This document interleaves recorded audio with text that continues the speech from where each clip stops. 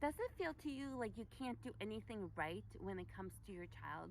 Does it feel to you like your child just loves to push your buttons? I've had a couple of recent examples of this. The most recent one was after a day of going coloring with my child, going hiking with them, playing tug of war, really being present in that moment. At the end, I was told, "Mommy, you're no fun. I like this other family member better."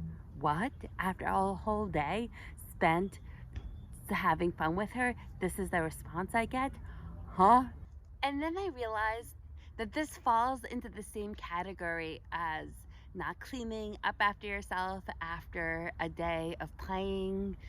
It falls in the same category as not eating much at the table and then expecting everyone to clean up. It falls in the same category as talking back to other family members. This is toddler behavior. This is what happens. And I don't think I'm alone in experiencing this. I think if you've had moments like that as well, if you reflect upon them. In fact, you might remember a conversation like this. You're talking to your toddler. "Hey, what would you like me to make you for breakfast?" Toddler says, "Pancakes." "Okay, today's your special day. I will make you pancakes. Let's make the pancakes together. Do you promise you're gonna eat them?" "Yes, yes, yes, I really want the pancakes." "Okay, so you make the pancakes. And then what?" You bring the pancakes to the table and you tell your child, "Look at these beautiful pancakes. Let's sit down and eat them together." And your child goes and up to the table and sits down and looks at the pancakes and says, "I don't want pancakes. I never wanted pancakes. Why are you making me pancakes?" And your response is, like, how is it possible that you just made what your child wanted you to make and they don't really want it? Like, what do you do in those circumstances?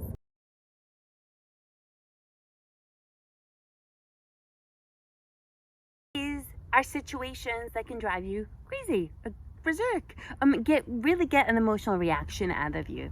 Because if you're anything like me, I tend to be a little bit of a perfectionist. And as a perfectionist, I want everything to just kind of be perfect. I want my child to just be happy with me all the time because I'm really trying. But guess what? Perfection is really, really, really hard to get when it comes to parenting. There's good enough, yeah, and that's it. At this point, I thought it'd be good to break out into a song and dance number that we're good enough. Yes, good enough. Probably the best perfection that I can get, or the closest I can strive towards a perfection, is actually working on me, not the child, but me and my responses. Because after all, I cannot control another person, but I can control my own thoughts and my own behaviors when it comes to these kinds of situations. Well, the first thing I need to think of is my emotions. How does the way that somebody else is treating me make me feel?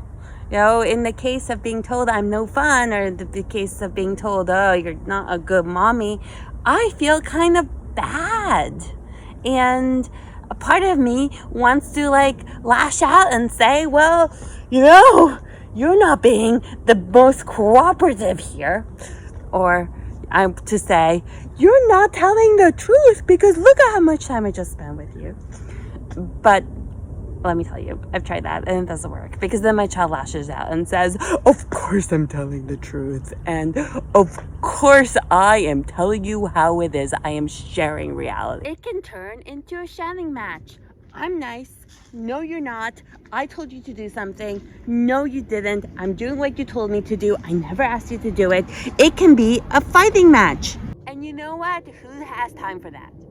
So another option is to think about it more internally and be mindful that I am being triggered.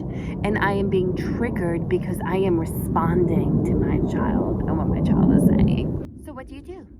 You think about your own self-worth. You are an amazing person. I'm a good mom. And it doesn't matter what my child says at the very moment. They're just kind of reacting. What matters is that I'm a good mom and I feel like I'm a good mom and I love me in some ways. And then you work on me, you work on you.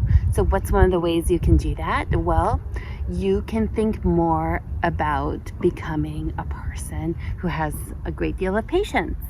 You might already feel like you have a lot of patience, and as a physician, I have had lots of patience, but this is a different kind of patience. This is the kind of patience where you realize that regardless of what you're being told by the outside world, you stand up for you and you believe what you're telling yourself, or what you believe in yourself is true.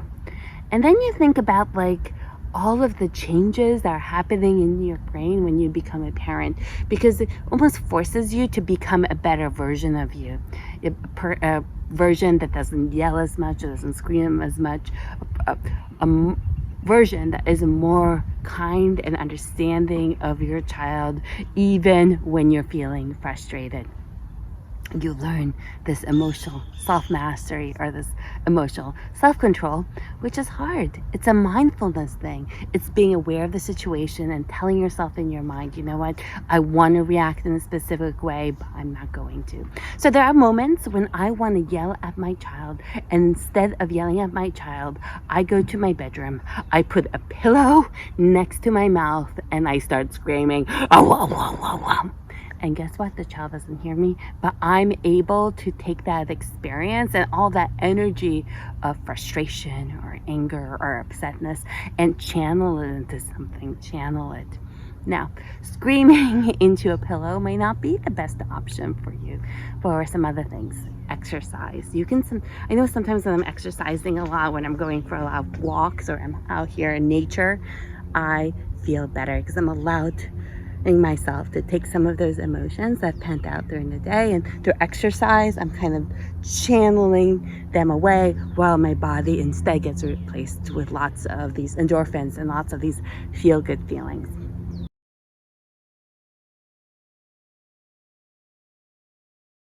Your version of self-care may look very different than that. What is your version of self-care? How do you take care of you? Sometimes that requires you to journal things down, to think about your thoughts and your emotions through journaling. Sometimes it requires you to talk to a life coach. I'm here. Hi, I'm also a life coach. You can reach to me through the Dr. Evka website. Or sometimes it requires you to get somebody else involved to give you that second opinion.